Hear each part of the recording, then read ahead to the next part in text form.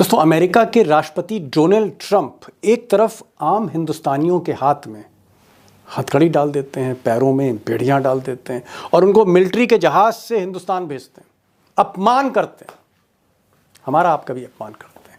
और दूसरी तरफ जब बात गौतम अडानी की आती, मोदी जी के मित्र की आती है, तो वही ट्रंप दिल खोलकर जितनी मदद हो सकती है, जितनी राहत दी जा सकती है, अडानी को राहत दे। आप लोगों ने एक डायलॉग बहुत ज्यादा सुना होगा, मोदी है तो मुमकिन है। जी हाँ, मोदी है तो मुमकिन है। किस तरह से अमेरिका ने एक तगड़ा झटका भारत के आम नागरिकों को दिया है, वहीं पर प्रधानमंत्री नरेंद्र मोदी जी को भी एक बड़ा झटका दिया। जिस तरह से उन्होंने अपने शपथ ग्रहण समारोह के अंदर प्रधानमंत्री नरेंद्र मोदी जी को नहीं बुलाया था, लेकिन भारत के नागरिकों के साथ जो सलूक किया गया है, मोदी है तो मुमकिन है। हमारे साथ वरिष्ठ पत्रकार मौजूद है दीपक शर्मा जी, आप उनकी इस रिपोर्ट को देखिए। नमस्कार, मैं दीपक शर्मा हूं, मेरे यूट्यूब मंच पर आपका स्वागत है। दोस्तों, अमेरिका के राष्ट्रपति डोनाल्ड ट्रंप एक तरफ आम हिंदुस्तानियों के हाथ में हथकड़ी डाल देते हैं, पैरों में बेड़ियां डाल देते हैं और उनको मिलिट्री के जहाज से हिंदुस्तान भेजते हैं, अपमान करते हैं, हमारा आपका भी अपमान करते हैं। और दूसरी तरफ जब बात गौतम अडानी की आती, मोदी जी के मित्र की आती है, तो वही ट्रंप दिल खोलकर जितनी मदद हो सकती है, जितनी राहत दी जा सकती है, अडानी को राहत देते हैं, लेकिन एक तरफ तक कि कानून तक सस्पेंड कर देते हैं।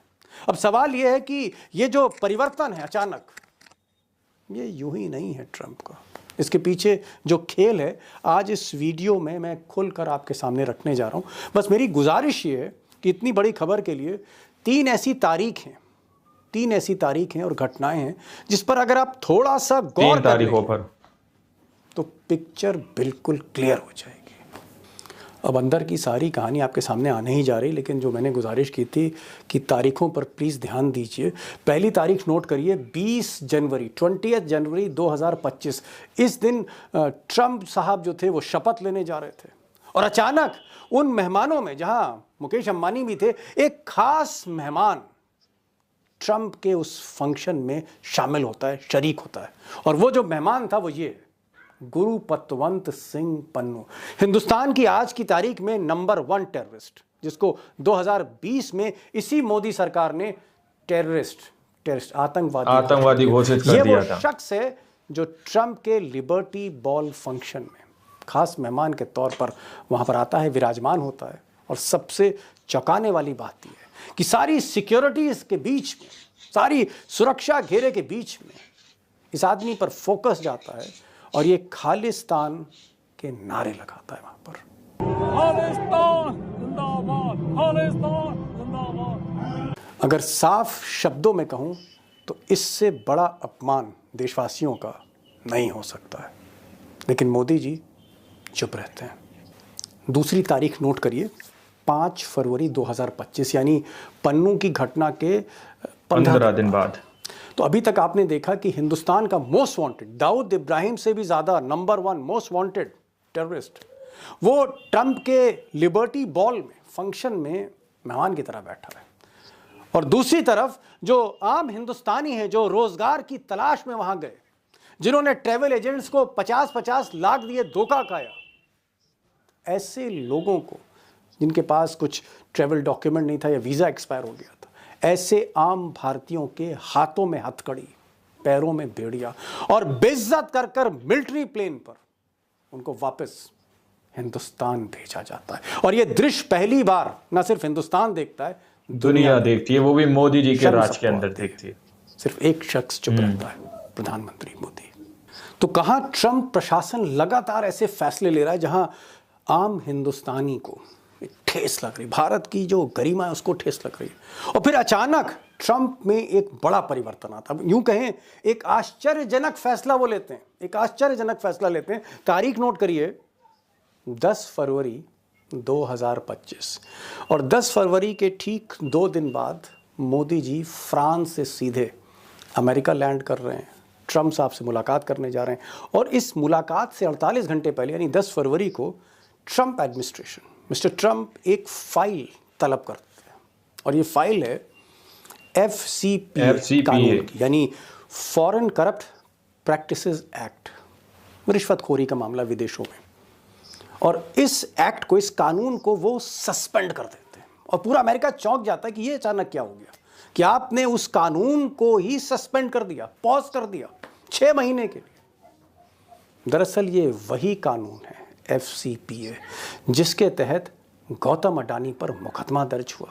ना सिर्फ गौतम अडानी पर, उनके रिश्तेदारों पर और उनके ग्रुप कंपनी के कई सीनियर ऑफिशियल्स पर FCPA रिश्वतखोरी का मामला न्यूयॉर्क की अदालत में दर्ज हुआ और अडानी के खिलाफ वारंट भी निकला। अडानी बेहद संकट में चल रहे थे, कई बड़े बैंक उनको फिनेंस नहीं कर रहे थे, संकट के दौर से गुजर रहे थे, और अचानक उसी कानून को ट्रंप साहब ने सस्पेंड कर दिया जिसमें अडानी साहब फंसे हुए थे। यानी अडानी साहब को एक तरह से अमेरिका पहुंचने क्लियर कर दी 48 घंटे पहले।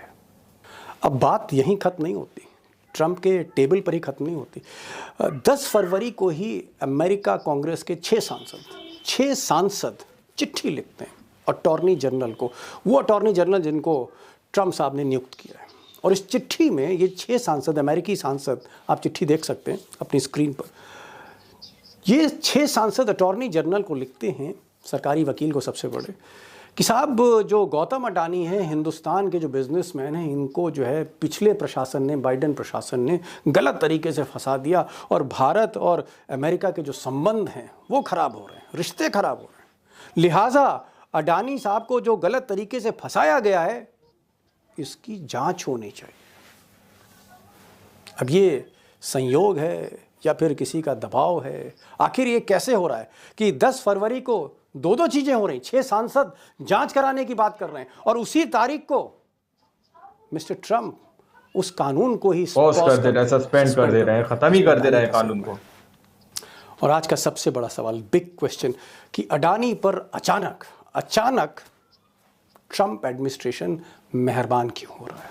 मोदी के 48 घंटे जब रह गए अमेरिकी यात्रा के, 48 घंटे पहले अचानक अमेरिका के कांग्रेसमैन, अमेरिका के सांसद, अमेरिका के राष्ट्रपति, पूरा सिस्टम क्यों मेहरबान हो रहा है मोदी जी के मित्र? क्या ऐसा तो नहीं है कि कोई डील है और इस डील को पाने के लिए कहीं ना कहीं पैरवी की जा रही जिस पर अमेरिका ध्यान दे रहा है? क्या मोदी